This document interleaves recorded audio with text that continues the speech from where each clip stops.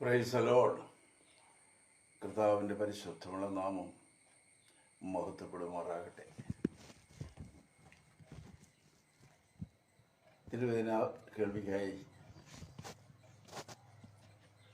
ചാരത്തും ദൂരത്തുമായിട്ടും കാത്തിരിക്കുന്ന എല്ലാ മാന്യ കേൾവിക്കാർക്കും, എല്ലാ ദൈവദാസന്മാർക്കും, തിരുവേദന മുമ്പാകിൽ കാത്തിരിക്കുന്ന എല്ലാ പ്രിയപ്പെട്ടവർക്കും, മാന്യർക്കും ക്രിസ്തുയേശുവിന്റെ സ്നേഹവന്ദനം ഞാൻ വീണ്ടും അറിയിക്കുന്നു.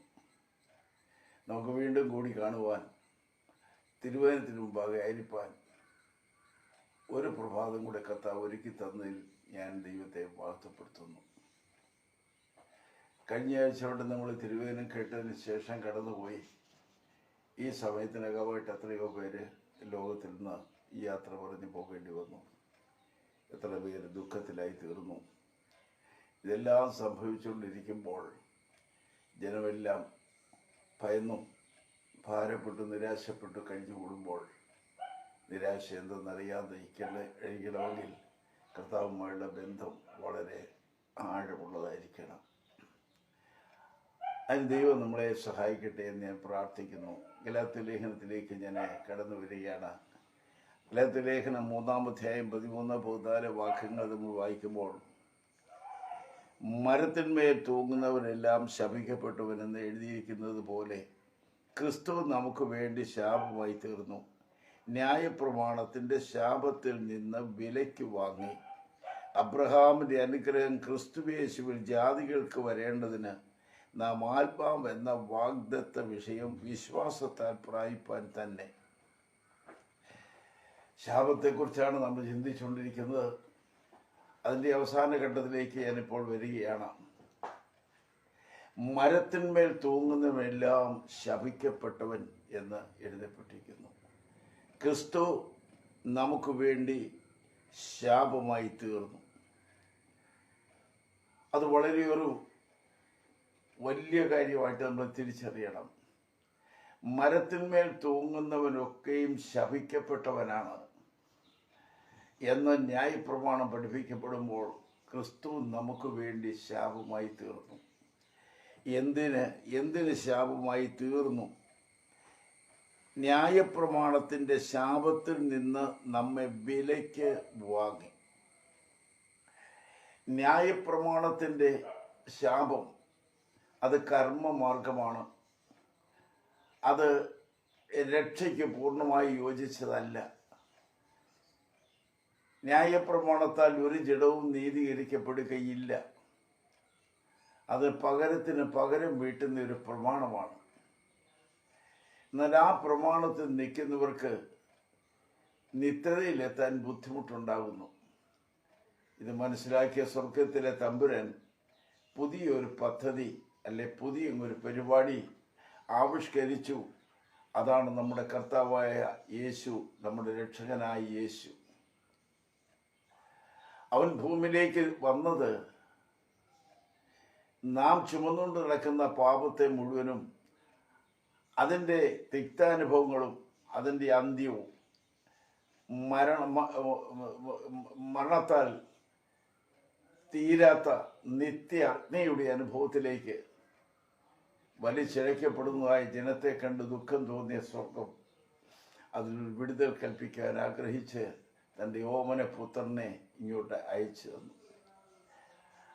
അവൻ 30 വയസ്സുവരെ തൻ്റെ മാതാപിതാക്കളുടെ സംരക്ഷണയിലൊക്കെ കഴിഞ്ഞുകൂടിയെങ്കിലും തൻ്റെ സമയമായപ്പോൾ ശുശ്രൂഷ ഏറ്റെടുത്ത് 3.5 വർഷത്തെ തൻ്റെ ശക്തിമേറിയ ശുശ്രൂഷ അത് തികച്ചെടുത്തു. ഒടുവിലവന് ക്രൂശിൽ മരിച്ചു. അവൻ്റെ മുഴുവൻ രക്തവും വീണ്ടെടുപ്പിന് വേണ്ടി ഒഴുക്കപ്പെട്ടു. എന്താ കാരണം? സാത്താൻ സർവ അവകാശവും അധികാരവുമായി വെച്ചുകൊണ്ടിരുന്ന ഈ ഭൂപരപ്പിലെ അല്ലെങ്കിൽ പാപിയായ മനുഷ്യൻ്റെ പ്രാണന് പോലും അവനാണ് അവകാശിയെന്ന് സ്ഥാപിച്ചുകൊണ്ട് നിൽക്കുമ്പോൾ, അവൻ്റെ അവകാശത്തെ തകർത്ത് കളയാൻ വേണ്ടി യേശു കർത്താവ് തൻ്റെ ജീവൻ പകരമായി കൊടുത്ത് അവനിൽ നിന്ന് ആമൻ ആത്മാക്കളെ ദൈവമക്കളെ വിലയ്ക്ക് വാങ്ങി. ഒരു പ്രാണന്റെ വില തിരുവചനം എഴുതിയിരിക്കുന്നത് ഈ ഭൂമി മുഴുവൻ വിറ്റാലും കിട്ടുന്നതിനേക്കാൾ വലിയതാണ് ഒരാത്മാവിൻ്റെ വില. അത്രയും വില തീരാത്ത വിലപ്പിടിപ്പുള്ളതായി മനുഷ്യാത്മാവിനെ നിത്യ നരകത്തിലേക്ക് തള്ളിയിടുവാൻ സാത്താൻ അവൻ്റെ എല്ലാവിധമായ തന്ത്രങ്ങളും ചതിവുകളും വക്രബുദ്ധികളും അനാചാരങ്ങളും എല്ലാം ഒരുക്കി വെച്ചിരിക്കുമ്പോൾ ആ ബന്ധനത്തെ അഴിച്ചു വിടണമെങ്കിൽ നിസ്സാരമായ കാര്യങ്ങൾ കൊണ്ട് നടക്കയില്ല. അതിന് പകരമായിട്ട് ജീവന് പകരം ജീവൻ കൊടുക്കണം. ആ ജീവൻ കൊടുക്കാൻ കടന്നു വന്നവനാണ് നമ്മുടെ കർത്താവായ യേശു. അവന് അപകടത്തിൽ മരിച്ചതല്ല, അവനെ ആരും ഉപദ്രവിച്ചതിന് ശേഷം ആത്മഹത്യ ചെയ്തതല്ല. അവൻ്റെ മരണമെന്ന് പറയുന്നവൻ അതിനായിട്ട് തന്നെയാണ് ഈ ഭൂമിയിലേക്ക് വന്നത്. മരിക്കാൻ വേണ്ടി തന്നെ ഒരുങ്ങി ഇറങ്ങി വന്നതാണ്. അതുകൊണ്ട് അവൻ ആ വലിയ ദൗത്യം നിറവേറ്റി സാത്താൻ്റെ കൈകളിൽ നിന്ന്, പാപത്തിൻ്റെ ബന്ധനങ്ങളിൽ നിന്ന്, നരകത്തിൻ്റെ അഗാധകൂപത്തിൽ നിന്ന് നമ്മെ രക്ഷിപ്പാൻ അവൻ തന്നെത്താൻ തൻ്റെ ജീവൻ കൊടുത്ത്, എൻ്റെ രക്തമൂറ്റി കൊടുത്ത് നമ്മെ അവിടുന്ന് വിലയ്ക്ക് വാങ്ങിയെന്നാണ്. വിലയ്ക്ക് വാങ്ങിയതിന് നമുക്ക് വേണ്ടി അവൻ ശാപമായി തീർന്നു എന്ന് എഴുതിയിരിക്കുന്നു. ശപിക്കപ്പെട്ട മനുഷ്യർക്കെതിരെ ഞാൻ ബാങ്കിലെ ഉദ്യോഗസ്ഥരായതുകൊണ്ട് ഞാൻ ആ സ്റ്റൈലിലേക്ക് ഒരു കാര്യം ഉറപ്പിക്കുകയാണ്. ബാങ്കിൽ പലരും അക്കൗണ്ട് ഓപ്പൺ ചെയ്യാനായിട്ട് കടന്നു വരുന്നു. ഞാനിതൊരു അലങ്കാര ഭാഷ പറയുകയാണ്. ബാങ്കിലേക്ക് വരുന്നു. ആ വരുന്ന ജീവിതങ്ങൾ കൗണ്ടറിൽ അതാത് സെക്ഷനിൽ ചെന്നിട്ട് ഞാനൊരു പുതിയ അക്കൗണ്ട് തുടങ്ങാൻ വന്നതാണ്. അതിൻ്റെ ഫോർമാലിറ്റീസ് എല്ലാം തീർത്ത് ആ പേപ്പർ കയ്യിൽ കൊടുക്കുമ്പോൾ കൊണ്ടുവന്ന ഫണ്ട് കാഷിൽ അടച്ചേക്കാൻ പറയും. ആ കാഷിൻ്റെ സ്ഥാനത്ത് ഞാൻ പറയുന്നു, കടന്നു വന്ന ഒരു സാംകുട്ടി ഒരു അക്കൗണ്ട് ഓപ്പൺ ചെയ്തിരിക്കുന്നു. അവൻ കൊണ്ട് കാഷ്യറുടെ ഏൽപ്പിക്കുന്നത് പണത്തിന് പകരം അവൻ നാളുകളായിട്ട് സമ്പാദിച്ച ഒരു 10,000 പാപമാണ്. 10,000 പാപം അവന് കൊണ്ട് ഇട്ടു. അത് അക്കൗണ്ട് ഓപ്പൺ ചെയ്തു. അവൻ്റെ അക്കൗണ്ടിൽ കിടക്കുന്നത് ഇപ്പോൾ 10,000 പാപമാണ്. അവൻ ഒരാഴ്ച കഴിഞ്ഞപ്പോൾ ഒരു 2,000 പാപം കൂടെ കൊണ്ടുവന്ന് ആ അക്കൗണ്ടിലേക്ക് ആഡ് ചെയ്തു, കൂട്ടിച്ചേർത്തു. ഇങ്ങനെ പല പ്രാവശ്യമായിട്ട് അവൻ്റെ അക്കൗണ്ടിൽ ഒരു 1.5 ലക്ഷം പാപമായി വന്ന് വീണിരിക്കുകയാണ്. ഇതേ രീതിയിൽ പലരും പാപം ചെയ്ത് ഒരു അക്കൗണ്ട് ഓപ്പൺ ചെയ്ത് പാപം ഡെപ്പോസിറ്റ് ചെയ്തിരിക്കുന്നു. ഒടുവിൽ പാപം ഒരുപാട് കവിഞ്ഞു കഴിഞ്ഞപ്പോൾ നമ്മൾ ശേപ്രവൃത്തി വായിച്ചതുപോലെ പാപിക്ക് സമാധാനമില്ല, സ്വസ്ഥതയില്ല. അവനെല്ലാം ഭയമാണ്. പകലിറങ്ങി നടക്കാൻ പറ്റുകയില്ല. മറ്റൊരു 4 പേര് കൂടുതലെടുത്തവനെ ചേർന്ന് നിൽക്കാനൊക്കെയില്ല. അവനെപ്പോഴും ഒളിവിടങ്ങൾ അന്വേഷിക്കുന്നു. അവരെപ്പോഴും പലതിനെയും ഭയപ്പെടുന്നു. പോലീസിനെ കണ്ടാൽ അവൻ എവിടെയെങ്കിലും ഒളിഞ്ഞ് മാറുന്നു. ഇങ്ങനെ ആരെങ്കിലും തലവട്ടം കണ്ടാൽ പൈസ കൊടുക്കാനുള്ളവരാണ്, അവരെ കാണുമ്പോൾ എവിടെയെങ്കിലും ഒളിക്കുന്നു.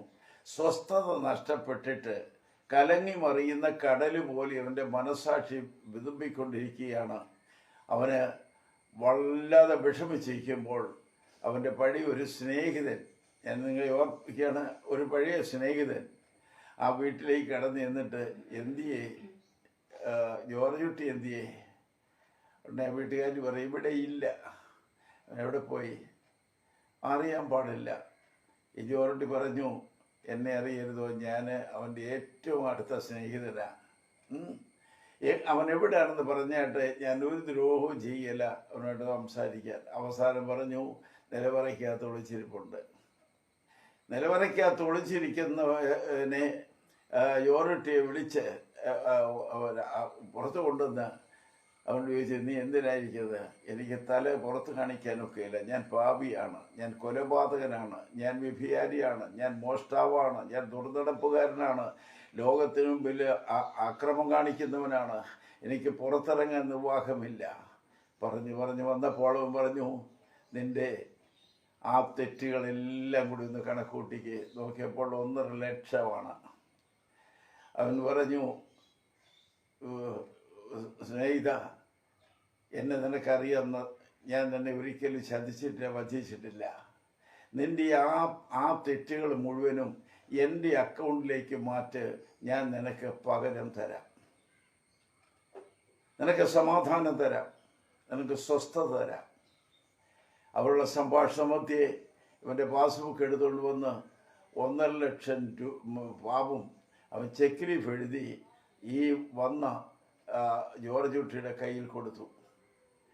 ആ ജോർജ് കുട്ടി കൊണ്ടുവന്ന് തനിക്ക് ഒരു അക്കൗണ്ട് അങ്ങ് ഓപ്പൺ ചെയ്തു, 1,50,000 പാവും.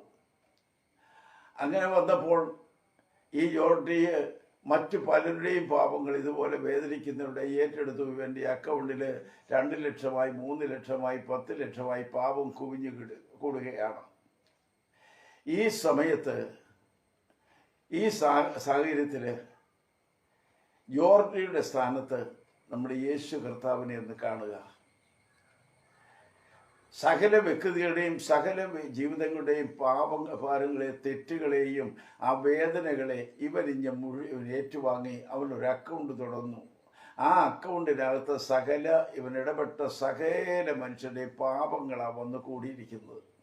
അതങ്ങനെ ലക്ഷങ്ങളുമായിട്ട് കുമിഞ്ഞു കൂടി കഴിഞ്ഞപ്പോൾ ഈ പാപം ഏറ്റുവാങ്ങിയ മനുഷ്യന് പാപം നിമിത്തം അനങ്ങാൻ നിർവാഹമില്ല. വേദന, ഭാരം, നിരാശ, പരിഭ്രമം, ഭയം എല്ലാം ബാധിച്ചു കഴിഞ്ഞിരിക്കുന്നു. അങ്ങനെ ഇരിക്കുന്ന ഒരു വല്ലാത്ത അവസ്ഥ നമ്മൾ യേശുവിലൊന്ന് കണ്ടാട്ടെ. യേശു എൻ്റെയും നിങ്ങളുടെയും പാപങ്ങളും മുഴുവൻ ഏറ്റുവാങ്ങി കഴിഞ്ഞപ്പോൾ ഇവിടെ എഴുതിയിരിക്കുന്നത് ക്രിസ്തു നമുക്ക് വേണ്ടി ശാപമായി തീർന്നു, ന്യായപ്രമാണത്തിന് ശാപത്തിൽ നിന്ന് നമ്മെ വിലയ്ക്ക് വാങ്ങി. അപ്പോൾ നമ്മെ വിലയ്ക്ക് അവൻ വാങ്ങി, ന്യായപ്രമാണത്തിൻ്റെ ശാപത്തിൻ്റെ കീഴിൽ നിന്ന്, ഈ പാപത്തിൻ്റെയും ശാപത്തിൻ്റെയും ആധിപത്യത്തിൽ നിന്ന് ഈ ജോർജ് പുതിയ അക്കൗണ്ട് തുടങ്ങി അതിനകത്ത് ഇവരുടെ പാപങ്ങൾ മുഴുവൻ ഏറ്റുവാങ്ങിയപ്പോൾ ആ പാപം കൊടുത്തതായ ജെയിംസിനോട്, സാങ്കുട്ടിയോട്, മറിയാമ്മയോട്, റോസമ്മയോട് ചോദിക്കണം, നിൻ്റെ അക്കൗണ്ടിൽ ഇനി വല്ലതും ഉണ്ടോ? എല്ലാം പോയി. ഞാൻ സകലതും ആ ജോർജിനെ ഏൽപ്പിച്ചു. അവനെ മുഴുവൻ ഏൽപ്പിച്ചു. എൻ്റെ പാസ്ബുക്ക് നിൽ ബാലൻസാണ്, ഒന്നുമില്ല. അങ്ങനെ ഇരിക്കുമ്പോൾ സകല പാപങ്ങളും സകല ഭാരങ്ങളും ഏറ്റെടുത്തവന് മറ്റുള്ളവർ ഫ്രീ ആയിട്ട് നടക്കുമ്പോൾ ഈ ഏറ്റുവാങ്ങിയ ജോർജ് കുട്ടി എന്ന് പറയുന്ന സ്ഥാനത്ത് നിൽക്കുന്ന യേശു കർത്താവ് താൻ വേദനിക്കുകയാണ്, ഭാരപ്പെടുകയാണ്, അവൻ അധികമായിട്ട് കഷ്ടപ്പെടുകയാണ്, അവൻ വേർത്തൊഴുകുകയാണ്. അവൻ്റെ ശരീരത്തിൽ നിന്ന് രക്തം രോമകൂപങ്ങളിൽ കൂടി ഒഴുകുന്നത് ഗതസമനയിലെ പ്രത്യക്ഷമായ കാഴ്ചയാണ്.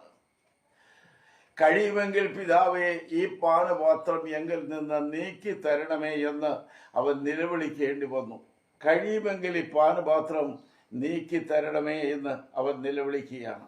നിങ്ങൾ ഓർക്കണേ, എന്തുകൊണ്ട് യേശു കർത്താവ് അങ്ങ് നിലവിളിച്ചു? സകല മനുഷ്യവർഗത്തിൻ്റെയും പാപവും ശാപവും അവനിൽ തന്നെ ഏറ്റെടുത്തുകൊണ്ട് അവൻ ആരുടെ പാപം ഏറ്റെടുത്തോ അവരെ സ്വതന്ത്രമാക്കി വിട്ടു. ഇവൻ പാപം മുഴുവൻ ഏറ്റെടുത്തപ്പോൾ ശരീരം വിങ്ങി പൊട്ടുന്നു, ചോരത്തുള്ളികൾ രക്തകൂപം കൂടി പുറത്തിറങ്ങുന്നു. അവൻ പറഞ്ഞു, സഹോദരന്മാരോട് പറഞ്ഞു, അപ്പോസ്തലന്മാരായ ശിമോനെ, യോഹന്നാനെ, ഉണർന്നിരുന്ന് പ്രാർത്ഥിപ്പീൻ, ഒരല്പസമയത്തേക്കിന് ഉണർന്നിരുന്ന് പ്രാർത്ഥിപ്പീൻ, പരീക്ഷയിൽ അകപ്പെടാതിരിപ്പാൻ ഉണർന്നിരുന്ന് പ്രാർത്ഥിപ്പീൻ എന്ന് പറഞ്ഞത് തൻ്റെ അതിവേദനയുടെ സമയത്ത്. അവിടെ നിന്ന് വായിക്കുമ്പോൾ നാം കാണുന്നത് അവൻ്റെ വേദനയിൽ ഒരു ആശ്വാസത്തിനായിട്ട് സ്വർഗത്തിലെ ദൂതന്മാർ ഇറങ്ങി വന്നതായിട്ടാണ്. ഇത്രമാത്രം വേദന സഹിച്ചുകൊണ്ട് അവൻ പാപം ഏറ്റെടുത്തപ്പോൾ ഫിലിപ്പിയ ലേഖനം 3-ാം അധ്യായത്തിൽ നമ്മൾ വായിക്കുന്നത്, ആമേൻ, 3 ദിവസം കഴിഞ്ഞ് ക്രൂശിലെ മരണം ഏറ്റെടുത്ത് കല്ലറയ്ക്കകത്ത് അടക്കപ്പെട്ട് 3-ാം ദിവസം ഉയർത്തെഴുന്നേറ്റ് വന്ന ഉടനെ എൻ്റെ വ്യാഖ്യാനമാണ്, നേരെ ഈ പാപങ്ങൾ കൊടുത്തതായ റോസമ്മയുടെയും മറിയാമ്മയുടെയും ജെയിംസിൻ്റെയും സാങ്കുട്ടിയുടെയും ഒക്കെ അടുക്കൽ ചെന്ന് ചോദിച്ചു, എത്രയായിരുന്നു നീ എനിക്ക് തന്നത്? ഞാൻ 50,000 പാപമാണ്, മറ്റൊരാൾ 10,000 പാപമാണ്. ഓക്കേ, അതെല്ലാം ഏറ്റെടുത്ത് നിങ്ങൾ പേടിച്ചു നിന്ന് ഞാൻ അതുകൊണ്ട് സ്ഥലം വിട്ടു, നിങ്ങളെ കാണുകയില്ലെന്ന് വിചാരിച്ചു. പേടിക്കണ്ട, ഞാൻ നിങ്ങളെ കാണാൻ വന്നതാണ്, പകരം ഞാൻ ചെക്ക് ലീഫ് അങ്ങോട്ട് തരാം. സാങ്കുട്ടി നീ തന്നത് 15,000 പാപമാണെങ്കിൽ ഇതാ പിടിച്ചുകൊള്ളൂ, 15,000 ജസ്റ്റിസ്, നീതി. ഫിലിപ്പിലേഖനം 3-ാമത്തെ നിങ്ങൾ വായിക്കുമ്പോൾ അവർ നീതി പകരം കൊടുക്കുകയാണ്, നീതീകരിക്കപ്പെടുകയാണ്. പാപത്തെ ഏറ്റെടുത്തുകൊണ്ട് സ്വന്തം ശരീരത്തിൽ ഏറ്റെടുത്ത് ഒരു പാപിയായിട്ട് അവൻ മരിച്ചപ്പോൾ പാപിയായിരുന്ന എന്നെയും നിങ്ങളെയും അവൻ സ്വതന്ത്രമാക്കിക്കൊണ്ട് നീതീകരിക്കപ്പെട്ടവരായിട്ട്, വിശുദ്ധീകരിക്കപ്പെട്ടവരായിട്ട് നമ്മളെ മാറ്റിയെടുക്കുകയാണ്. ദൈവം നീതീകരിക്കാതെ ആരും നീതിമാന്മാരാകയില്ല. അവൻ വിശുദ്ധീകരിക്കാതെ ആരും വിശുദ്ധന്മാരായി തീരുകയില്ല. നാം എത്രമാത്രം പണിപ്പെട്ടാൽ എത്ര പേര് കൂടി നോയമ്പ് നോറ്റെന്നാലും ആരും വിശുദ്ധീകരിക്കപ്പെടുകയില്ല. ഇന്ന് തുടരെ തുടരെ തുടരെ പല നീതീകരിക്കപ്പെട്ടവരും വിശുദ്ധീകരിക്കപ്പെട്ടവരുടെ ലിസ്റ്റ് ഇങ്ങനെ മാധ്യമങ്ങളിലൂടെ കാണാനുണ്ട്. ഞാൻ ചോദിക്കുന്നു, ഒരാളെ നീതിമാനാണെന്ന് പറയുവാനായിട്ട് ആർക്കാ അധികാരം? ആർക്കാണ് അവകാശമുള്ളത്? നീതീകരിക്കപ്പെടാത്തവൻ നീതിയെക്കുറിച്ച് എങ്ങനെ പ്രതിപാദിക്കും? ഉന്നത നേതാക്കന്മാരായി മത നേതാക്കന്മാരെ കുറിച്ച് എഴുതിയിരിക്കുന്ന പലതും ഞാൻ അപ്രമാദിത്വമുള്ള മത നേതാക്കന്മാരെ അടുത്ത മത നേതാവ് ചാർജ് എടുത്തപ്പോൾ പഴയയാളിന്റെ തെറ്റുകൾ ചൂണ്ടിക്കാണിച്ചതിൻ്റെ ഇതിലുണ്ട്. അപ്പോ ആരും പെർഫെക്റ്റ് അല്ല, 100% വിശുദ്ധരല്ല. വിശുദ്ധനെന്നോ പരിശുദ്ധനെന്നോ വിളിക്കാൻ യോഗ്യതയുണ്ടെങ്കിൽ അത് സ്വർഗത്തിലെ ദൈവത്തിന് മാത്രമല്ലാതെ മറ്റാർക്കും പരിശുദ്ധൻ എന്ന് പറയുവാൻ യാതൊരു അവകാശവുമില്ല. എന്തുകൊണ്ട്? സകല മനുഷ്യരും പാപം ചെയ്ത് ദൈവ തേജസ്സില്ലാത്തവരാണ്. അതുകൊണ്ട് പാപിയായ മനുഷ്യൻ മറ്റൊരാളെ നീതീകരിക്കാൻ ശ്രമിക്കുന്ന ഒരു വിരോധാഭാസമാണ്. മറ്റുള്ളവരെ നീ നീതീകരിക്കണ്ട, അതിനകത്ത് വെളുത്ത പുകയോ കറുത്ത പുകയോ നീ നോക്കണ്ട. കർത്താവ് വിശുദ്ധീകരിച്ചാൽ അവൻ വിശുദ്ധനാണ്, അവൻ നീതീകരിച്ചാൽ അവൻ നീതിമാനാണ്. അവനാണ് സകലത്തിന് അധികാരം. ഇവിടെ നമ്മൾ വായിച്ചത്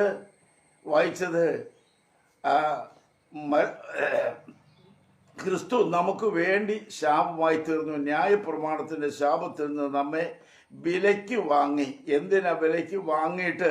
വെറുതെ വിടുകയല്ല, അബ്രഹാമിന്റെ അനുഗ്രഹം ക്രിസ്തുയേശുവിൽ ജാതികൾക്ക് വരേണ്ടതിന്. Praise the Lord. അബ്രഹാമിന്റെ അനുഗ്രഹം ജാതികൾക്കും കൂടെ ലഭിക്കണം. അപ്പോൾ ഇവൻ ശാപമായി തീർന്നത്, അവൻ ന്യായപ്രമാണത്തിന്റെ ശാപത്തിൽ നിന്ന് മനുഷ്യനെ വീണ്ടെടുത്തത് അവന് നൽകുവാൻ ചിലത് കയ്യിൽ സ്റ്റോക്ക് ചെയ്തിരിക്കുകയാണ്. ചെക്ക് ലീഫ് കയ്യിലുണ്ട്. അവൻ ഏറ്റുവാങ്ങിയ പാപത്തിന് പകരം നീതിയുടെ ചെക്ക് ലീഫ് കൈ കൊടുത്തപ്പോൾ ആ പ്രിയപ്പെട്ടവരുടെ മനസ്സ് സന്തോഷിച്ചു. ഇനി എനിക്ക് പോലീസിനെ പേടിയില്ല, ഇനി കൊള്ളക്കാരെ ആരെ എനിക്ക് ഭയമില്ല. എന്തുകൊണ്ട്? ഞാൻ നീതീകരിക്കപ്പെട്ടു കഴിഞ്ഞു. എൻ്റെ കടമെല്ലാം അവൻ വീട്ടിക്കഴിഞ്ഞു. ഇനി എനിക്ക് ആരോടും കടഭാരമില്ല. യേശു കർത്താവ് തൻ്റെ രക്തം കൊടുത്ത് നമ്മുടെ പാപത്തിൻ്റെ കടങ്ങൾ മുഴുവനും വീട്ടിയെടുത്തിട്ട് അവൻ നമ്മെ ശുദ്ധീകരിച്ചു. ഈ അടുത്ത നാളില് ഒരു ദൈവദാസൻ, പ്രസിദ്ധനായ ഒരു ദൈവദാസൻ കടം മാറ്റിയത് ഞാൻ കേട്ടു. ജനമെല്ലാം പ്രസംഗം കേട്ടുകൊണ്ടിരുന്നപ്പോൾ അദ്ദേഹം ഒരു നിമിഷം നിർത്തിയേച്ച് പറഞ്ഞു, കേൾക്കുന്ന നിങ്ങളെല്ലാം തന്നെ ഒരു തുണ്ട് പേപ്പർ കയ്യിലെടുത്താട്ടെ. എല്ലാവരും പേപ്പറും കൂടെ പേനായും എടുത്തു. എന്നിട്ട് അദ്ദേഹം പറഞ്ഞു, നിങ്ങൾക്ക് ഓർമ്മ വരുന്ന നിങ്ങളുടെ പാപങ്ങൾ മുഴുവനും ആ വെള്ള പേപ്പറിൽ കുറിച്ച് വയ്ക്കുക. അവരെല്ലാം തങ്ങളുടെ ഓർമ്മ വന്നതായ നല്ല അന്തരീക്ഷമാണ്, ഇങ്ങനെ കുറിച്ച് വെച്ചുകൊണ്ടിരുന്നു. ഒടുവിൽ അദ്ദേഹം ഒരു കാര്യം പറഞ്ഞു, ഇനി എല്ലാവരും അതിന്മേൽ കൈവച്ച് പ്രാർത്ഥിച്ചുകൊണ്ടിരിക്കുമ്പോൾ ഞാൻ പ്രാർത്ഥിക്കും. എല്ലാവരും കൈവച്ച് പ്രാർത്ഥിച്ചുകൊണ്ടിരിക്കുമ്പോൾ ഇദ്ദേഹം സ്റ്റേജിൽ നിന്ന് പ്രാർത്ഥിച്ചിട്ട് ഇങ്ങനെ വിളിച്ച് പറഞ്ഞു, ആ പേപ്പർ എല്ലാവരും കയ്യിലെടുത്ത് കീറിക്കളയാൻ പറഞ്ഞു. അവർ ആ പേപ്പർ എടുത്ത് കീറിക്കളഞ്ഞു. അദ്ദേഹം ഉറക്കെ പ്രഖ്യാപിച്ചു, നിങ്ങളുടെ പാപത്തിൻ്റെ കടത്തെ ദൈവം കീറിക്കളഞ്ഞിരിക്കുന്നു. പാപത്തെ കീറിക്കളഞ്ഞിരിക്കുന്നു. ഇനി നിങ്ങൾക്ക് പാപമില്ല. ഇതെവിടുന്ന് കിട്ടിയ അഭ്യാസമാണ്, എവിടുന്ന് കിട്ടിയ അറിവാണ്, എവിടുന്ന് കിട്ടിയ ശുശ്രൂഷയാണ്? പ്രസിദ്ധനായ ഒരു പ്രസംഗിനാണ്, അല്ല മോശക്കാരനല്ല. അപ്പോൾ നമ്മൾ കാര്യം ഓർക്കണം, പാപക്കറകളെയും പാപത്തെയും മായ്ച്ചു കളയുവാൻ, എടുത്തു കളയാൻ കഴിയുന്ന ഒരുവൻ യേശു മാത്രമേ ഉള്ളൂ. അവൻ ആ പാപമേറ്റ സ്വന്തം ശരീരത്തിൽ ഏറ്റെടുത്തപ്പോൾ നമ്മൾ വായിക്കുന്നത് യെശയ്യാപ്രവചനം 52-ാം അധ്യായത്തിൽ ഇങ്ങനെ വായിക്കുന്നു, അവൻ്റെ രൂപം കണ്ടാൽ ആളല്ല എന്നും അവൻ്റെ ആകൃതി കണ്ടാൽ മനുഷ്യനല്ല എന്ന് തോന്നുമാറ് വിരൂപമായിരിക്കൊണ്ട് പലരും നിന്നെ കണ്ട് സ്തംഭിച്ചു ഇതുപോലെ അവൻ പല ജാതികളെയും കുതിച്ച് ചാടുമാറാക്കും. ഓർത്തോണം, അവൻ്റെ രൂപം കണ്ടാൽ ആളല്ല എന്നും അവൻ്റെ ആകൃതി കണ്ടാൽ മനുഷ്യനല്ല എന്ന് തോന്നുന്നു. ഇതെങ്ങനെ സംഭവിച്ചു? യേശു കർത്താവ് എന്നെ മറുരൂപമലയിൽ, ആ തേജസ്കരണ മലയിൽ ഒന്ന് ദർശിക്കണം. ശിഷ്യന്മാർ പറഞ്ഞു, അവൻ്റെ മുഖം കണ്ടാൽ മിന്നലിനോട്, അവൻ്റെ വസ്ത്രം കണ്ടാൽ മിന്നലിനോട് സദൃശ്യമാണ്. അവൻ്റെ മുഖത്തിൻ്റെ പ്രകാശം കണ്ട് അവൻ കണ്ണു മങ്ങിയവരായിട്ട് ശിഷ്യന്മാർ താഴെ വീണ് കിടക്കുകയാണ്. അവൻ്റെ വസ്ത്രം ഭൂമിയിൽ ഒരലക്കുകാരനെ വിളിപ്പിക്കാൻ കഴിയാതെ ഗുണം വെണ്മയായിരിക്കുന്നതാണ്. അങ്ങനെ ഇരിക്കുന്ന തേജോമയനായ ദൈവത്തിൻ്റെ പുത്രനെ കണ്ടതായ ശീമോനോട് എനിക്കൊരു ചോദ്യം. ശീമോനെ, യെശയ്യാപ്രവചനം 52-ാം അധ്യായത്തിലെ അതിൻ്റെ 14-ാം വാക്യത്തിൽ നീ ഒന്ന് ശ്രദ്ധിച്ചേ, നീ അവിടെ മരുഭൂമിമലയെ കണ്ടവനാണോ ഈ കാണുന്നത്? അവൻ സ്തംഭിച്ചു പോയി. 53-ാം അധ്യായത്തിൽ അവൻ പറയുന്നത്, അവൻ്റെ മുമ്പാകെ അവന് രൂപഗുണമില്ല, കോമളത്വമില്ല, കണ്ടാൽ ആഗ്രഹിക്കത്തക്ക സൗന്ദര്യവുമില്ല. അവൻ മനുഷ്യരാൽ നിന്ദിക്കപ്പെട്ടും ത്യജിക്കപ്പെട്ടും വ്യസനപാത്രമായും രോഗം ശീലിച്ചവനായി വരുന്നു. അവനെ കാണുന്നവർ മുഖം മറച്ച് കളയത്തക്കവണ്ണം അവൻ നിന്ദിതനായി തീർന്നു. നാം അവനെ ആദരിച്ചതുമില്ല. സാക്ഷാൽ നമ്മുടെ രോഗങ്ങളെ അവൻ വഹിച്ചു, നമ്മുടെ വേദനകളെ അവൻ ചുമന്നു. നാമോ ദൈവം അവനെ ശിക്ഷിച്ചും അടിച്ചും ദണ്ഡിപ്പിച്ചിരിക്കുന്നു എന്ന് വിചാരിച്ചു. എന്നാൽ അവൻ നമ്മുടെ അതിക്രമങ്ങൾ നിമിത്തം മുറിവേറ്റും നമ്മുടെ അകൃത്യങ്ങൾ നിമിത്തം തകർന്നും ഇരിക്കുന്നു. നമ്മുടെ സമാധാനത്തിലുള്ള ശിക്ഷ അവൻ്റെ മേലായി, അവൻ്റെ അടിപ്പിണരുകളാൽ നമുക്ക് സൗഖ്യം വന്നിരിക്കുന്നു. നിങ്ങൾ ഓർത്ത് നോക്കേ, ആ വാദ്യങ്ങളെല്ലാം നിങ്ങൾ യെശയ്യാപ്രവചനം 53-ാം അധ്യായം വായിക്കണം. അവിടെ എഴുതിയിരിക്കുന്ന അവന് രൂപഗുണമില്ല, കോമളത്വമില്ല, കണ്ടാൽ ആഗ്രഹിക്കത്തക്ക. സ്തോത്രം. ഇതെങ്ങനെ സംഭവിച്ചു? മറുരൂപമലയിൽ തേജോമയനായി നിന്നവനെ കണ്ട ആ കണ്ണുകൾ ഇവിടെ നോക്കണം. ഇപ്പോൾ അവന് കണ്ടാൽ കോമളത്വമില്ല, അവന് സൗന്ദര്യമില്ല, അവനെ കണ്ടാൽ മനുഷ്യനില്ലാതെ തോന്നുമാറ്, അവൻ്റെ രൂപം കണ്ടാൽ പ്രാകൃതനായിട്ട് കണ്ടുകൊണ്ട് കിടക്കുന്നു. ഇതെങ്ങനെ സംഭവിച്ചു? സകല മനുഷ്യൻ്റെയും ആ കരുവാളിച്ച കാളകൂട വിഷമാകുന്ന പാപം അവൻ്റെ മേൽ ഏറ്റെടുത്തപ്പോൾ തേജസ്കരിക്കപ്പെട്ട തേജോമയനായവൻ്റെ ശരീരം മുഴുവനും വികൃതമായി മാറ്റപ്പെട്ടു, പ്രാകൃതമായി. അവനെ കണ്ടാൽ ഇപ്പോൾ ആളല്ല എന്ന് തോന്നുമാറവൻ പ്രാകൃതനായി മാറ്റപ്പെട്ടു. എന്തിനവനെ ഇത് ഏറ്റെടുത്തു? നമ്മെ നീതീകരിക്കാൻ വേണ്ടി. മനുഷ്യൻ്റെ പാപം ഇങ്ങോട്ട് ഏറ്റെടുത്തപ്പോൾ അവൻ നീതീകരിക്കപ്പെടുന്നു. അതേസമയത്ത് ഏറ്റെടുത്തവൻ പ്രാകൃതനായി മാറ്റപ്പെടുന്നു. അവനോട് കുലമരത്തിൽ കിടന്നുകൊണ്ട്, പിതാവേ പിതാവേ നീ എന്നെ കൈവിട്ടോ എന്ന് ചോദിച്ചുകൊണ്ട് കരഞ്ഞ രംഗം നമ്മൾ ഒരിക്കലും മറക്കാൻ കഴിയാത്ത ആ വീണ്ടെടുപ്പുകാരൻ്റെ നിലവിളിയാണത്. ഓർത്തു നോക്കണം. ഇവിടെ എഴുതിയിരിക്കുന്ന വാചകം ഞാൻ വീണ്ടും വായിക്കുന്നു. അബ്രഹാമിൻ്റെ അനുഗ്രഹം ക്രിസ്തുയേശുവിൽ ജാതികൾക്ക് വരേണ്ടതിന്. Praise the Lord. ഈ പാപം ശാപം അവൻ ഏറ്റെടുത്തത് അബ്രഹാമിന് ദൈവം കൊടുത്ത ഈ അനുഗ്രഹം ജാതികളായിരിക്കുന്ന നമുക്കും പ്രാപിക്കേണ്ടതിനാണ്. നമ്മൾ ജാതികളാണോ എന്ന് ക്രിസ്തീയ തലമുറകളൊക്കെ ചോദിച്ചേക്കാം. നമ്മൾ ക്രിസ്ത്യാനിയല്ലേ?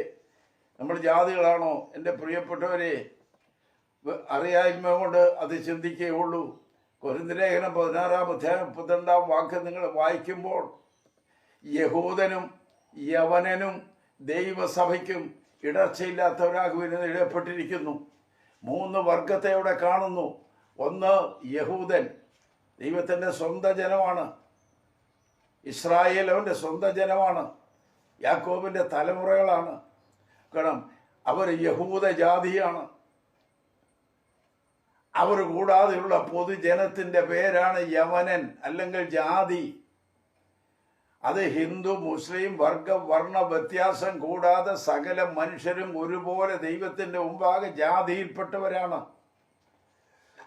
അപ്പോൾ ജാതിയിൽപ്പെട്ടവർക്ക് അബ്രഹാമിൻ്റെ അനുഗ്രഹം കിട്ടണം. അബ്രഹാമിനെ ദൈവം അനുഗ്രഹിച്ചു. നീ അനുഗ്രഹിക്കപ്പെട്ടവനാണ്. നീ നിമിത്തം അനേകർ അനുഗ്രഹിക്കപ്പെടും. നീ ഒരു അനുഗ്രഹമായിരിക്കും.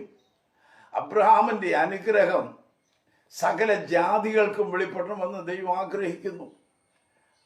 Praise the Lord. അത് തടസ്സമായി നിന്നത് ശാപവും പാപവുമാണ്. ആ തടസ്സങ്ങളെ യേശു കർത്താവ് കാൽവറിയിലെ മരണത്താൽ തുടച്ചു മാറ്റിക്കളഞ്ഞിട്ട് അബ്രഹാമിന് കൊടുത്ത ഈ അനുഗ്രഹം ഏറ്റുവാങ്ങുവാൻ നമ്മെ പ്രാപ്തരാക്കി മാറ്റി. അതുകൊണ്ടാണ് ഈ 13-ാം അധ്യായത്തിൽ നമ്മൾ മുതലും വാക്യം വായിക്കുമ്പോൾ ആവർത്തന പുസ്തകം 21-ാം അധ്യായത്തിൽ അതിൻ്റെ 22-ാം വാക്യം നമുക്കൊന്ന് ശ്രദ്ധയിൽപ്പെടാം. ആവർത്തന പുസ്തകം 21-ാം അധ്യായത്തിൻ്റെ 22-ാമത്തെ വാക്യം, വിടുതൽ മാർഗം നമ്മൾ നോക്കാം. ഒരുത്തൻ മരണയോഗ്യമായ ഒരു പാപം ചെയ്തിട്ട് അവനെ കൊന്ന് ഒരു മരത്തിൽ തൂക്കിയാൽ അവന്റെ ശവം മരത്തിന്മേൽ രാത്രി മുഴുവനും ഇരിക്കരുത്. അന്ന് തന്നെ അത് കുഴിച്ചിടണം. തൂങ്ങി മരിച്ചവൻ ദൈവസന്നിധിയിൽ ശാപഗ്രസ്തനാകുന്നു. തൂങ്ങി മരിക്കുന്നവൻ ദൈവസന്നിധിയിലെ ശാപഗ്രസ്തനാണ്. അങ്ങനെയാണെങ്കിൽ യേശു കർത്താവ് എവിടാ മരിച്ചത്? ക്രൂശിലാണ്. ആ ക്രൂശിൽ മരിച്ച ആ മരത്തിലാണ് മരിച്ചു കിടക്കുന്നത്. അപ്പോൾ അവൻ ശാപമായി മാറ്റപ്പെട്ടിരിക്കുന്നു. വ്യത്യാസമില്ല. അത് ഏത് കുടുംബത്തിൽ പിറന്നവനാണെങ്കിലും തൂങ്ങി മരിച്ചാൽ അവൻ ശപിക്കപ്പെട്ടവനാണ്. ആ ശപിക്കപ്പെട്ടവന്റെ രൂപമാണ് യേശുവിൽ നാം കാണുന്നത്. എന്നാൽ ശാപത്തിന്റെ കീഴിൽ കിടക്കുന്നവരെ അവൻ വീണ്ടെടുത്തപ്പോൾ ഇവിടെ നമ്മൾ കാണുന്നത് ശാപത്തിൽ നിന്ന് നമ്മെ വിലയ്ക്ക് വാങ്ങി അബ്രഹാമിൻ്റെ അനുഗ്രഹം ക്രിസ്തുവിൽ ജാതികൾക്ക് വെളിപ്പെടേണ്ടതിന് സ്വന്തം ജനമായിരിക്കുന്ന യഹൂദൻ തള്ളിക്കളഞ്ഞപ്പോൾ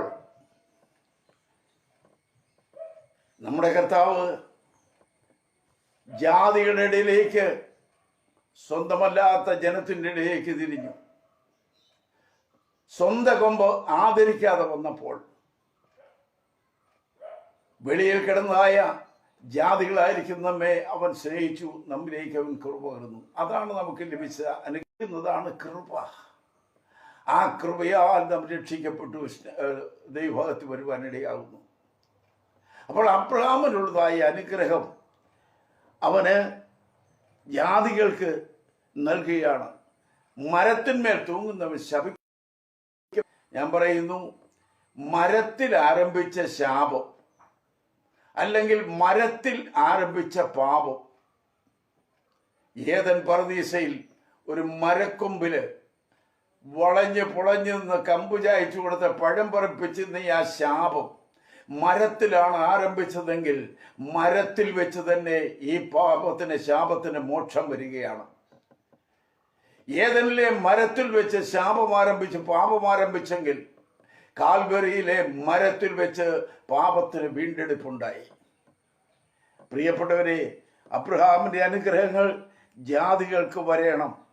ഞാൻ വേദഭാഗത്തിലേക്ക് കടന്നാൽ ഒരുപാട് ദൂരം അവിടെ വിട്ട് പോകേണ്ടി വരും. ഉൽപ്പത്തി പുസ്തകം 15-ാം അധ്യായം അതിൽ 6-ാമത്തെ വാക്യത്തിൽ എഴുതിയിരിക്കുന്നത്,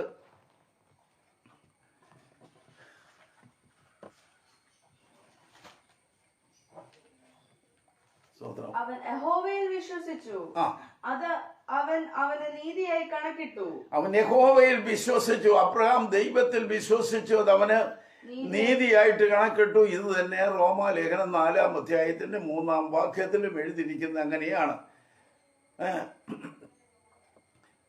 അബ്രഹാം ഗലാത്യ ലേഖനം 3-ാം അധ്യായത്തിൽ 6 മുതലുള്ള വാക്യങ്ങളും എഴുതിയിരിക്കുന്ന അങ്ങനെയാണ്. അബ്രഹാം 6 മുതലുള്ള വാക്യങ്ങൾ വായിക്കുന്നു.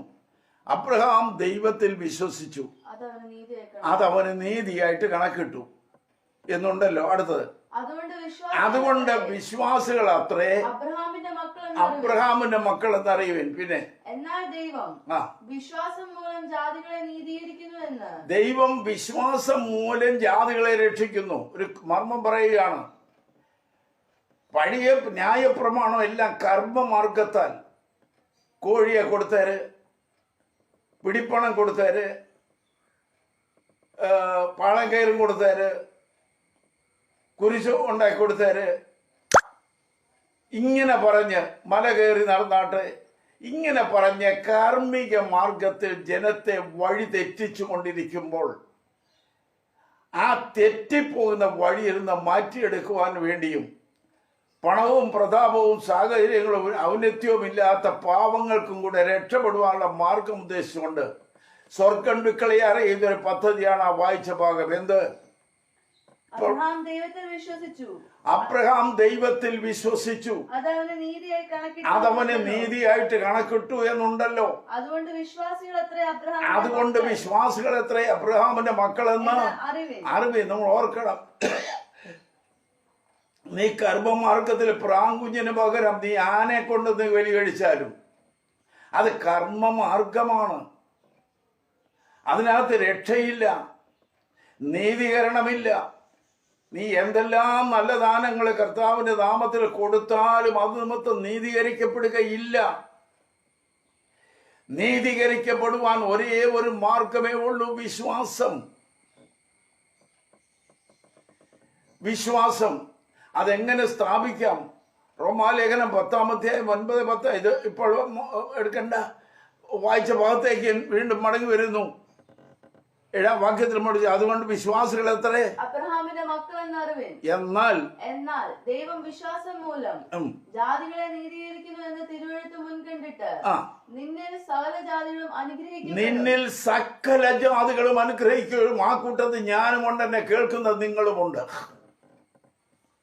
നിന്നിൽ സകല ജാതികളും അനുഗ്രഹിക്കപ്പെടും.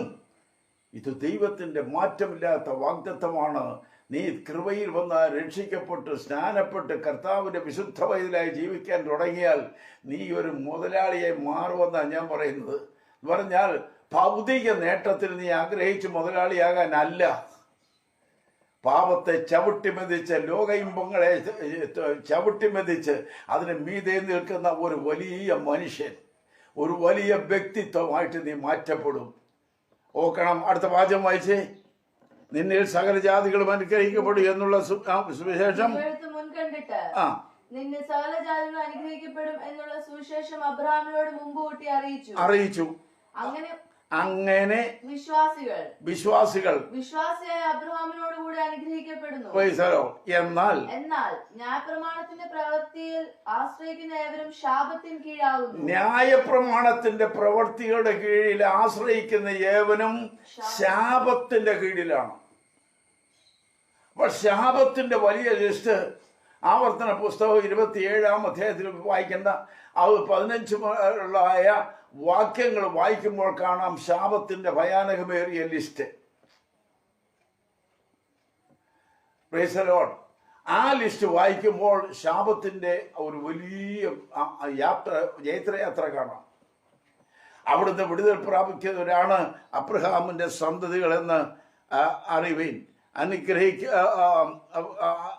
അബ്രഹാമിനോട് കൂടെ വിശ്വാസിയായി അബ്രഹാമിനോട് കൂടെ അനുഗ്രഹിക്കപ്പെടുന്നു. എന്നാൽ ന്യായപ്രമാണത്തിന്റെ പ്രവൃത്തിയിൽ ആശ്രയിക്കുന്ന ഏവരും ശാപത്തിന് കീഴാകുന്നു. ന്യായപ്രമാണ പുസ്തകത്തിൽ എഴുതിയിരിക്കുന്നതൊക്കെയും ചെയ്യുവാൻ തക്കവണ്ണം അതിൽ നിലനിൽക്കാത്തവനെല്ലാം ശപിക്കപ്പെട്ടവൻ. അബ്രഹാമിന്റെ അനുഗ്രഹം ജാതികൾക്ക് പകരുകയാണ്. സ്വന്തം കൊമ്പ് അവനെ ആദരിക്കാതെ ഇരുന്നപ്പോൾ കാട്ടൊലിവായിരുന്നതിനെ അവൻ വെട്ടി ചേർത്ത് കൂട്ടിച്ചേർത്ത് മുറിച്ച് ചേർത്ത് വെച്ചു. അങ്ങനെ ജാതികളായിരുന്ന യവനനായിരുന്ന നമ്മെ, ജാതിയായിരുന്ന നമ്മെ അവനോട് ഒട്ടിച്ചേർത്തപ്പോൾ നാം ദൈവത്തിന്റെ സഭ എന്ന മൂന്നാമത്തെ ഗ്രൂപ്പായി. യഹൂദനും യവനനും ദൈവത്തിന്റെ സഭയും. അപ്പൊ യഹൂദൻ മാറി, യവനൻ ജാതി പേരിക്ക് കിടക്കുകയാണ്. അവർക്ക് ദൈവം തമ്പുരാൻ അവകാശം കൊടുത്തപ്പോൾ, പദവി കൊടുത്തപ്പോൾ, മാന്യത കൊടുത്തപ്പോൾ, അബ്രഹാമിന്റെ അനുഗ്രഹം കൊടുത്തപ്പോൾ, പ്രൈസ് ദി ലോർഡ്, അനുഗ്രഹിക്കപ്പെട്ട കുടുംബങ്ങളായിട്ട് ഞാനും നിങ്ങളും മാറ്റപ്പെട്ടു. അങ്ങനെ വന്നപ്പോൾ നാം ആരായി തീർന്നിരിക്കുന്നു? മൂന്നാമത്തെ ഗ്രൂപ്പ് യഹൂദനോ യവനനോ ആമൻ മാനസാന്തരപ്പെട്ട് കർത്താവിന്റെ കൽപ്പന അനുസരിച്ച് വേർപെട്ട് വന്നാൽ ആ സമൂഹത്തിന്റെ പേരാണ് ദൈവത്തിന്റെ സഭ. അതിന് ഓരോരുത്തരും പേര് കൊടുത്ത് സെപ്പറേറ്റ് പേര് കൊടുത്ത് ഗ്രൂപ്പ് ഉണ്ടാക്കുന്നത് മാത്രമാണ്. ചർച്ചോട്, IPC, AG, ചാരോന് തുടങ്ങി എണ്ണിയാലൊടുങ്ങാത്ത പേരുകൾ കൊടുക്കുന്ന സഭകൾ ഇഷ്ടം പോലെയുണ്ട്. എല്ലാം ഒന്ന് തന്നെ. യേശുവിന്റെ രക്തം കൊണ്ട് വീണ്ടെടുത്ത ദൈവമക്കളെല്ലാം ഒന്നാണ്. യേശു കർത്താവിന്റെ രക്തം കൊടുത്ത പാപക്കറകളെ കഴുകിയെടുത്ത് വിശുദ്ധീകരിച്ച ദൈവമക്കളെല്ലാം ഒന്നാണ്. അവർക്ക് പ്രത്യേകതയില്ല. അവർക്ക് അബ്രഹാമിനാൽ അനുഗ്രഹിക്കപ്പെട്ട വിശ്വാസികൾ അബ്രഹാമിനാൽ അനുഗ്രഹിക്കപ്പെടുന്നു. ആ പ്രമാണം നമ്മുടെ മനസ്സിലിരിക്കട്ടെ. അടുത്ത് എന്താ എഴുതിയിരിക്കുന്നത് അറിയാമോ? അബ്രഹാമിന്റെ അനുഗ്രഹം ക്രിസ്തുവിൽ ജാതികൾക്ക് വെളിപ്പെടേണ്ടത് മാത്രമല്ല, നാം ആത്മാവെന്ന വാഗ്ദത്ത വിഷയം വിശ്വാസത്താൽ പ്രാപിക്കേണ്ടത് തന്നെ. ഓർക്കണം, പരിശുദ്ധാത്മാവിനെ പ്രാപിക്കേണ്ട ആത്മാവെന്ന വാഗ്ദാനം വിശ്വാസത്താൽ പ്രാപിക്കുവാൻ ദൈവം നമുക്ക് ഭാഗ്യം തന്നു. ആ പരിശുദ്ധാത്മാവിനെ കുറിച്ച് എനിക്ക് ഒരുപാട് കാര്യങ്ങൾ തിരുവെഴുത്തിൽ നിങ്ങളെ കാണിക്കാനുണ്ട്. അപ്പോസ്തലപ്രവൃത്തിയില് 1-ാം അധ്യായത്തിൽ അവൻ പറയുന്നു, ഞാൻ പിതാവിന്റെ അടുക്കൽ പോയാൽ ഞാൻ കാര്യസ്ഥനെ ചോദിച്ച് നിങ്ങൾക്ക് വേണ്ടി അയച്ചു തരും. അവൻ വരുവോളം നിങ്ങൾ ഈ നഗരം വിട്ട് എങ്ങും പോകരുത്, ഇവിടെ തന്നെ പാർക്കണം. അവൻ വന്നു കഴിയുമ്പോൾ നിങ്ങളെ സർവസത്യത്തിലും വഴി നടത്തും. അവൻ പാപത്തെക്കുറിച്ച് ബോധം വരുത്തും, ശാപത്തെക്കുറിച്ചൊക്കെ ബോധം വരുത്തും, ന്യായവിധിയെക്കുറിച്ച് ബോധം വരുത്തും. പാപത്തെക്കുറിച്ചും നീതിയെക്കുറിച്ചും ന്യായവിധിയെക്കുറിച്ചും ബോധം വരുത്തുന്ന ആമൻ കാര്യസ്ഥനെ ഞാൻ ഇങ്ങോട്ട് അയച്ചു തരും. അവനാണ് പരിശുദ്ധാത്മാവ്, തൃത്വത്തിൽ മൂന്നാമനായ പരിശുദ്ധാത്മാവ്. ആ പരിശുദ്ധാത്മാവിനെ അയച്ചു എന്ന് പറയുമ്പോൾ ഇവിടുത്തെ വചനം എന്താ പറയുന്നത്? വാഗ്ദത്ത ജാതികൾക്ക് ക്രിസ്തുവിൽ ജാതികൾക്ക് വേണ്ടി നാം ആത്മാവെന്ന വാഗ്ദത്ത വിഷയം വിശ്വാസത്താൽ പ്രാപിക്കേണ്ടതിന്. ഇവിടെ കർമ്മമാർഗത്തിന് യാതൊരു അർത്ഥവുമില്ല. വിശ്വാസത്താലുള്ള രക്ഷ. വിശ്വാസത്താലുള്ള രക്ഷ വന്നപ്പോൾ അബ്രഹാം നീതീകരിക്കപ്പെടുന്നു. റോമാലേഖനം പറയുന്നു വിശ്വാസത്താൽ നീതീകരിക്കപ്പെടുന്നു. അതിലൊരുപാട് വാക്യങ്ങൾ പറയുവാൻ എനിക്ക് കഴിയുമെങ്കിൽ ഞാൻ അങ്ങോട്ട് കടക്കുകയല്ല. ആ നീതീകരണം പ്രാപിച്ച ദൈവത്തിന്റെ പൈതലിന് ഇനി ശാപമില്ല. വെളിപ്പാട് പുസ്തകം 22-ാം അധ്യായത്തിന്റെ 3-ാമത്തെ വാക്യം വായിക്കുമ്പോൾ, വെളിപ്പാട് പുസ്തകം 22-ാം അധ്യായം അതിന്റെ 3-ാം വാക്യം ഇങ്ങനെ എഴുതി വച്ചിരിക്കുന്നു,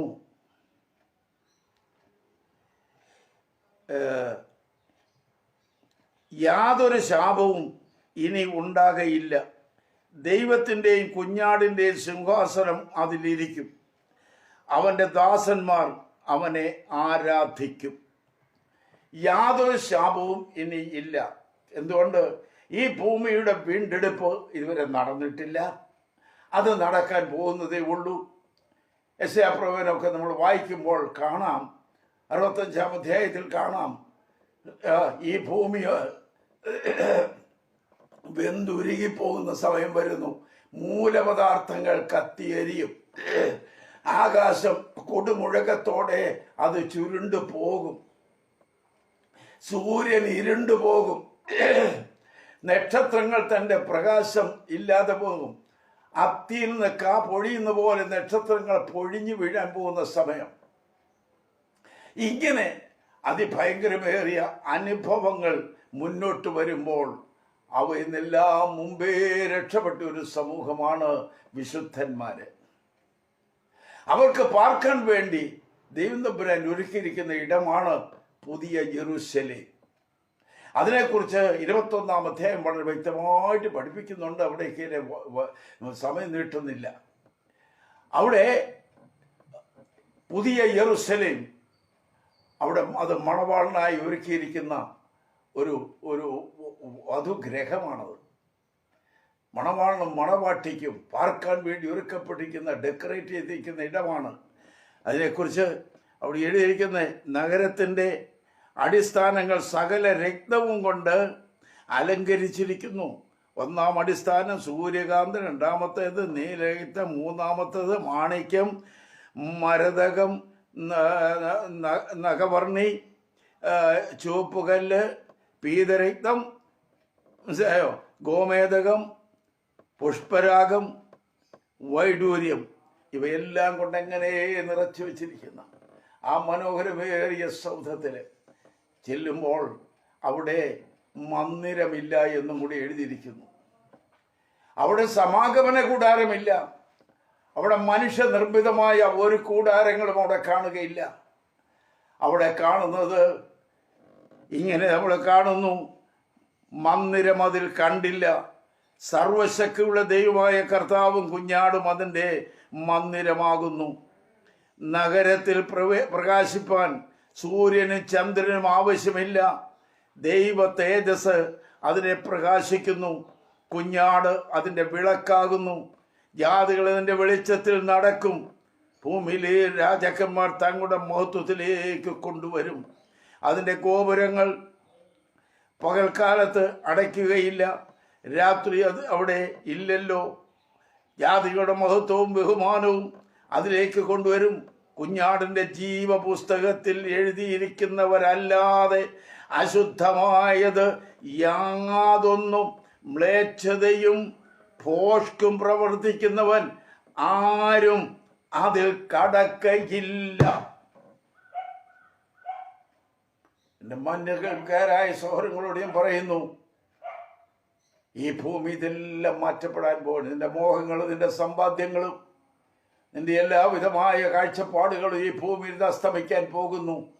നമ്മുടെ നാഥൻ ഒരു പുതിയ ഭൂമി നമുക്ക് വേണ്ടി ഒരുക്കപ്പെട്ടിരിക്കുന്നു, പുതിയ യെരൂശലേം എന്ന വിശുദ്ധ നഗരം. അവിടെ കയറിയാൽ അവിടെ ജഡമില്ല, മോഹമില്ല, കൺമോഹമില്ല, ജീവനപ്രതാപമില്ല, ഒന്നുമില്ല. അവിടെ രോഗമില്ല, ദുഃഖമില്ല, നിരാശയില്ല. അവിടെ 100 വയസ്സുള്ള ബാലൻ എന്ന് വരെയാണ് പ്രവാചകൻ പറയുന്നത്. അങ്ങനെ നീണ്ടുപോകും. ആ അതിമനോഹരമേറിയ വാസസ്ഥലത്ത് എത്തിച്ചേരുവാൻ എൻ്റെ പ്രിയപ്പെട്ടവരെ, നാം ഇവിടെ വെച്ച് ഒരുങ്ങിയേ തീരുകയുള്ളൂ. എഴുതിയിരിക്കുന്ന ഈ പുസ്തകത്തിൽ എഴുതിയിരിക്കുന്നവരല്ലാതെ, ജീവപുസ്തകത്തിൽ പേരെഴുതി കാണാത്ത ഏവനെയും തീപ്പൊയ്കയിൽ തള്ളിയിടും. ജീവപുസ്തകത്തിൽ പേരെഴുതി കാണാത്ത ഏവനെയും ജീവപുസ്തകത്തിൽ പേരെഴുതണമോ? ആ മരത്തിന്മേൽ ശാപമായി കിടക്കുന്നവനെ നിന്റെ കർത്താവും രക്ഷകരുമായി നീ അംഗീകരിക്കണം.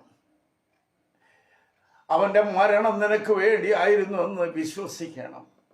അവൻ്റെ ഉയർത്തെഴുന്നേൽപ്പ് നിന്റെ വീണ്ടെടുപ്പിനായിരുന്നു എന്ന് നീ വിശ്വസിക്കുക. അവൻ്റെ മരണം മൂലം നമുക്ക് വീണ്ടെടുപ്പുണ്ടായി, രക്ഷയുണ്ടായി. അവൻ ശാപമായപ്പോൾ നമുക്ക് ശാപത്തിൽ നിന്ന് മോക്ഷം ലഭിച്ചു.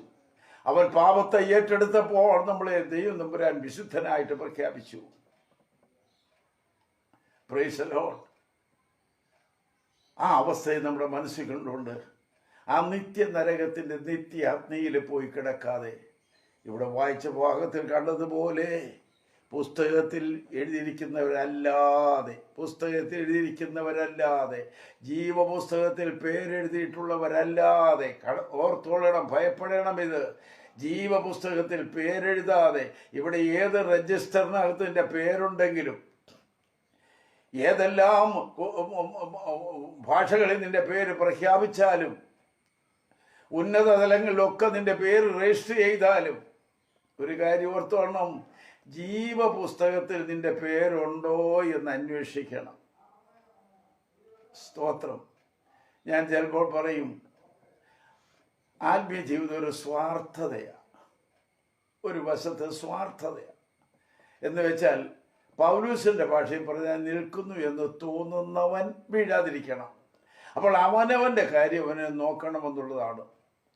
അപ്പോൾ ഈ ഒരു ഗ്രൂപ്പ് ഫോട്ടോ എടുത്താൽ, ഞാൻ വയ്ക്കുന്ന ഒരു ഗ്രൂപ്പ് ഫോട്ടോ എടുത്താൽ, ആ ഫോട്ടോ കയ്യിൽ കിട്ടുമ്പോൾ നിങ്ങൾ ആദ്യം നോക്കുന്നത് സ്കൂളിലെ ഹെഡ് മാസ്റ്റർ ഉണ്ടോ എന്നല്ല, അവിടുത്തെ നിന്റെ കൂട്ടുകാർ പിള്ളേരാരെങ്കിലുമൊക്കെ ഉണ്ടോന്നല്ല നോക്കുന്നത്. ഗ്രൂപ്പ് ഫോട്ടോ കിട്ടിയ അവിടെ നീ കണ്ണോടിച്ച് നടക്കുന്നത് നിന്റെ ഫോട്ടോ ഉണ്ടോന്നാ.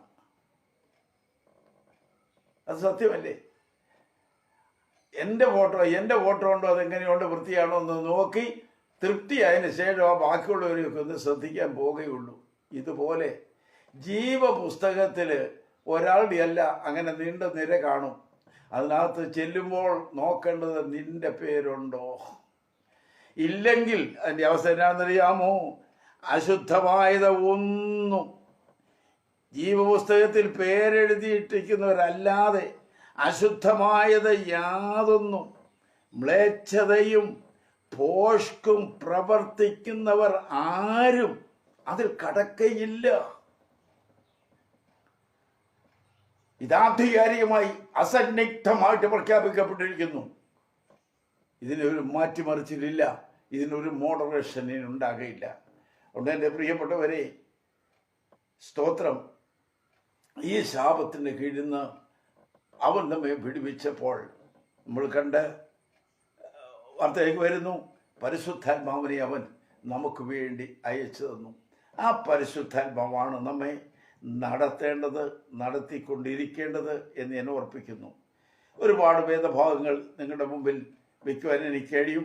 മത്തായിയുടെ സുവിശേഷം 3-ാം അധ്യായം 11-ാം വാക്യം, യോഹന്നാൻ സുവിശേഷം 1-ാം അധ്യായത്തിൽ 3 മുതലുള്ള ഭാഗങ്ങൾ, അപ്പോസ്തലപ്രവൃത്തി 11-ാം അധ്യായം 14 മുതൽ 18 വരെയുള്ള ഭാഗങ്ങൾ, അപ്പോസ്തലപ്രവൃത്തി 15-ാം അധ്യായം 7 മുതൽ 13 വരെ, ലൂക്കോസ് സുവിശേഷം 24-ാം അധ്യായം 49-ാം വാക്യം, അപ്പോസ്തലപ്രവൃത്തി 1-ാം അധ്യായം 4 മുതൽ 8 വരെയുള്ള വാക്യങ്ങൾ.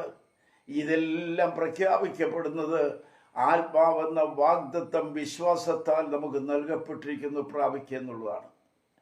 ആ പരിശുദ്ധാത്മാവിനെ അത്രേ മാളിക മുറിയിൽ വെളിപ്പെടുത്തപ്പെട്ടത്.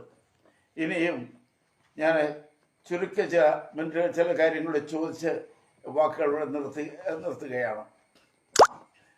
Praise the Lord.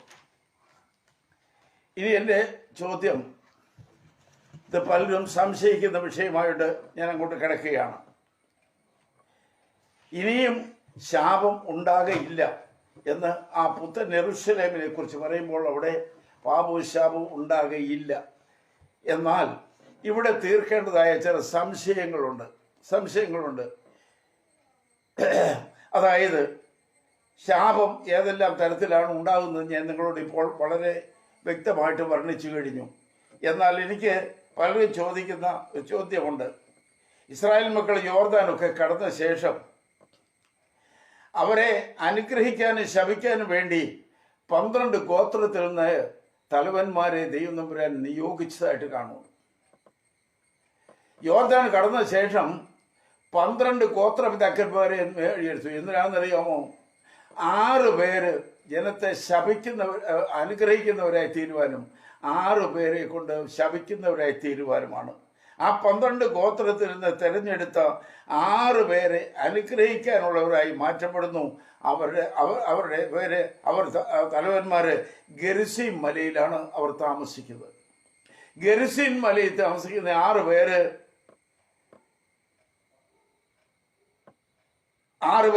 ഇവരെ അനുഗ്രഹിക്കുന്നവരാണ്.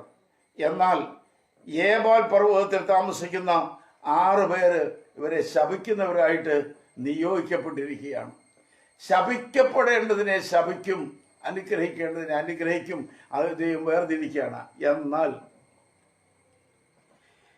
നിങ്ങൾ വീണ്ടും ആവർത്തന പുസ്തകം വീട്ടിൽ പോയിരുന്ന് വായിച്ചാൽ മതി, ഇരുന്ന് വായിക്കണം. 27-ാം അധ്യായം 14 വാക്യങ്ങൾ വായിക്കുമ്പോൾ അതിനകത്ത് എത്രയോ ശാപങ്ങൾ കിടക്കുന്നു കാണാം. എന്നാൽ ഇന്ന് തീരാത്ത ഒരു വിഷയമുണ്ട്. പല കുടുംബങ്ങളിലും മക്കളില്ല. വന്ധ്യത്വം ശാപമാണോ എന്നൊരു ചോദ്യം ഉയർന്നു വന്നിട്ടുണ്ട്.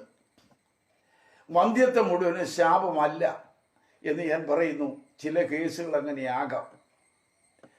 ഉൽപ്പത്തി പുസ്തകം 17-ാം അധ്യായം നമ്മൾ വായിക്കുമ്പോൾ കാണാം, അബ്രഹാമിന് 75 വയസ്സുണ്ട്. ആ സമയത്ത് ഭാര്യയുടെ പീരീഡ് എല്ലാം കഴിഞ്ഞ സമയമാണ്. അവിടെ മാസമുറയെല്ലാം നിന്ന കാലമാണ്. ഇനി തലമുറ ഉണ്ടാകുകയില്ലെന്ന് എല്ലാവർക്കും അറിയാം. എന്നാൽ 4 പേരും കൂടെ ഇരുന്നുകൊണ്ട് അവിടെ ഇവിടെ ഇരുന്നുകൊണ്ട് അബ്രഹാം ശപിക്കപ്പെട്ടവനാണ്. അവൻ അപ്പയമ്മയും വിട്ടേച്ച് പോകുന്നതല്ലേ, സ്വന്തം നാട് വിട്ടേച്ച് പോകുന്നതല്ലേ, അവന് പുതുവഴിയെ തെരഞ്ഞെടുത്ത് പോയല്ലേ, അവന് ഭ്രാന്താണ്, അവൻ ശപിക്കപ്പെട്ടവനാണെന്ന് പാലേര് വിഴുന്ന് പറയുമ്പോൾ, അബ്രഹാമേ നീ ശപിക്കപ്പെട്ടവനല്ല എന്ന് നിന്റെ 100-ാമത്തെ വയസ്സിൽ ലോകത്തിന് മുമ്പിൽ തെളിയിക്കപ്പെട്ടു. അത് ശാപമല്ല. രണ്ടാമത് ഞാൻ പറയുന്നു, ജോലിക്ക് തടസ്സം വരുന്നത് ശാപമാണോ? ചില കേസുകളിൽ അങ്ങനെ സംഭവിക്കാമെന്ന് ഞാൻ പറയുന്നു. ചില കേസുകളൊന്നും ശാപമല്ല. ചിലരുടെ ജോലി നഷ്ടപ്പെടുന്നു, എത്ര ശ്രമിച്ചിട്ട് ജോലി കിട്ടുന്നില്ല, അതൊരു ശാപമാണ് എന്ന് വ്യാഖ്യാനിച്ചുകൊണ്ട് പോകുമ്പോൾ അവിടെ ഞാൻ പറയുന്നു അത് ശാപമല്ല. പലതും ശാപമല്ല, ചിലത് ശാപമാണ്. മൂന്നാമത് മാറാ രോഗം, അല്ലെങ്കിൽ രോഗം വരുന്നത് മാറാതെ ഇങ്ങനെ ഒരു വീട്ടിൽ തുടരെ രോഗം വന്നുകൊണ്ടിരിക്കുന്നു, അത് ശാപമല്ലേ എന്ന് ചിലരുടെ ചോദ്യമുണ്ട്. ഞാൻ പറയുന്നു അത് ശാപമാണെങ്കിൽ രാജക്കന്മാരുടെ പുസ്തകം വായിക്കണം. എലീശയുടെ അവസ്ഥ നോക്കണം. അവൻ മരണകരമായ രോഗം പിടിച്ചു എന്ന് എഴുതിയിരിക്കുന്നു. മരണകരമായ രോഗം പിടിച്ചു. അപ്പോൾ യോവാശ് അടുത്ത് ചെന്ന് എൻ്റെ പിതാവേ എന്ന് വിളിച്ച് കരഞ്ഞു പ്രാർത്ഥിക്കുന്നു.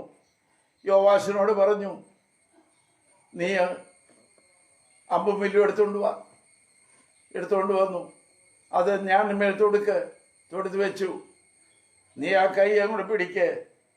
ഇസ്രായേലിൻ്റെ രാജാവായിരിക്കുന്നവൻ യോവാശക്ക് അത് അമ്പും വില്ലും പിടിക്കുമ്പോൾ ദൈവത്തിൻ്റെ ദാസൻ അവൻ്റെ കൈയുടെ മീതെ ആ വിശുദ്ധ കൈ എടുത്ത് വെച്ചു. അമ്പെയ്തോളാൻ പറഞ്ഞു, അമ്പെയ്തു. എതിരാളി നിലംപരിചായി. അത് ദൈവത്തിൻ്റെ ഒരു മാരക ആയുധമാണെന്ന് അവരോട് പ്രഖ്യാപിച്ചു.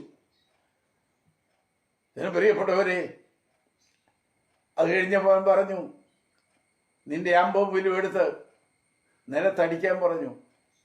അവൻ 3 പ്രാവശ്യം അടിച്ച് അങ്ങ് നിർത്തി. ദൈവാസം പറഞ്ഞു, നീ 3 പ്രാവശ്യം നിലച്ചുകൊണ്ട് അരാമ്യരെ നിനക്ക് 3 പ്രാവശ്യം തോൽപ്പിക്കാൻ കഴിയുള്ളൂ, നിനക്ക് കുറെ കൂടി അങ്ങ് അടിക്കരുതായിരുന്നു. പ്രിയപ്പെട്ടവരെ, ജീവൻ പോകാൻ പോകുന്ന സമയത്തും ഒരു ശുശ്രൂഷ വെളിപ്പെടുത്തുകയാണ്. പിന്നെ എലീശ മരിച്ചു എന്നവിടെ എഴുതിയിരിക്കുന്നു. ഓർക്കണം, ആ വസ്തു നമ്മൾ മനസ്സിലാക്കുമ്പോൾ രോഗമെല്ലാം ശാപത്താലല്ല, എന്നാൽ ചില രോഗം ശാപത്താലാണ്. അത് ജീവിതത്തിൻ്റെ അനുഭവങ്ങളെ കൂടി എനിക്ക് പലതും തെളിയിക്കാനുണ്ട്. ഞാൻ അവിടേക്ക് ഇപ്പോൾ ഒരുങ്ങുന്നില്ല. പല ബന്ധനങ്ങളും പല കെട്ടുകളും ശാപത്താൽ ഉണ്ടായിട്ട് തലമുറകൾ അനുഭവിച്ചുകൊണ്ടിരിക്കുന്ന ഇടത്തു നിന്ന് കർത്താവായ യേശുവിനെ രക്ഷിതാവായി സ്വീകരിച്ച്, യേശുവിനെ കർത്താവായി അംഗീകരിച്ച്, തൻ്റെ ഏകപുത്രനെ വിശ്വസിച്ച്, ഏകജാതനായ പുത്രനെ വിശ്വസിച്ച് നീതീകരണം പ്രാപിക്കുന്ന ഒരു ദൈവവൈതല് ഈ ശാപത്തിൽ നിന്ന് മുക്തി പ്രാപിക്കും. നീ രക്ഷപ്പെടും, നിന്റെ തലമുറ രക്ഷപ്പെടും. അത് ചെയ്യുന്നില്ലെങ്കിൽ ശാപം നിനക്ക് നിലനിൽക്കും. നിനക്ക് രക്ഷപ്പെടാനുള്ള മാർഗം കൂടെ ഞാൻ പറഞ്ഞു തരികയാണ്. Praise the Lord. അതുപോലെ തന്നെയാണ് പല അകാല മരണങ്ങൾ. ശാപമാണോ? ചിലത് ശാപമാണ്. ഇവിടെ പലപ്പോഴും സംഭവിച്ചിരിക്കുന്നത് ദൈവം വരാൻ രക്ഷയുടെ അനുഭവങ്ങൾ പലർക്കും അവസരവിധമായി കൊടുക്കുമ്പോഴും അത് അംഗീകരിക്കുന്നില്ല, തള്ളിക്കളയുന്നു എന്നാണ്. Praise the Lord, praise the Lord. ഞാൻ സമയം വൈകിയതുകൊണ്ട് വാക്കുകൾക്ക് വിരാമം കുറിച്ചേ മതിയാകുകയുള്ളൂ. ദൈവത്തിന് സ്തോത്രം ചെയ്യുന്നു, സ്തോത്രം ചെയ്യുന്നു. Praise the Lord.